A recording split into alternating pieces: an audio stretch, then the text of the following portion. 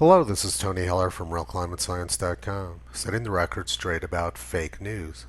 The New York Times says that peaceful marchers in Kenosha, Wisconsin mysteriously gave way to fires and destruction. It must have been sort of like the band Spinal Tap, whose drummers kept spontaneously combusting. Now, during the Flower People period, who was your drummer?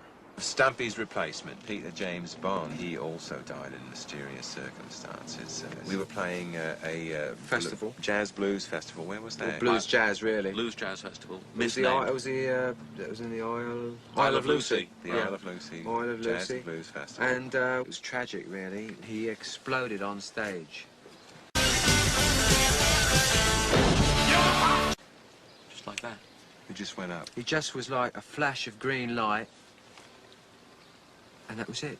Nothing was left. Look at his face. Well, there was. It's true. This true. really did happen. There was a little green globule on his drum seat. It's like a stain, really. It was more of a stain than a globule, actually. And dozens of people spontaneously combust each year. It's just not really widely reported. Right. Yeah. You can see how the Black Lives Matter sign at the Unitarian Church in Kenosha also spontaneously combusted. But no worries, CNN was on the scene to report on what was going on in Kenosha. They said, America in crisis, 8 p.m. curfew ordered after violent protests over police shooting of unarmed black man in Wisconsin. But a few seconds later, CNN determined that they didn't want to have the word violent in their banner, so they simply removed it. Let's watch the video sequence now showing how CNN ended the violence in Kenosha. First, let's go to CNN's Omar Jimenez. He's in Kenosha for us. Omar, this incident was captured on video. We want to warn our viewers, the video is graphic, very hard to watch. But set the scene for us. Walk us through what you're learning.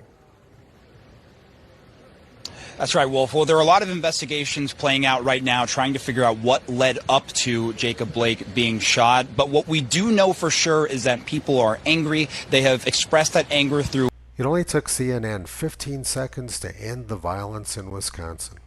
Now, if CNN could just do the same thing in Chicago, where 2,700 people have been shot this year, 450 of them shot dead.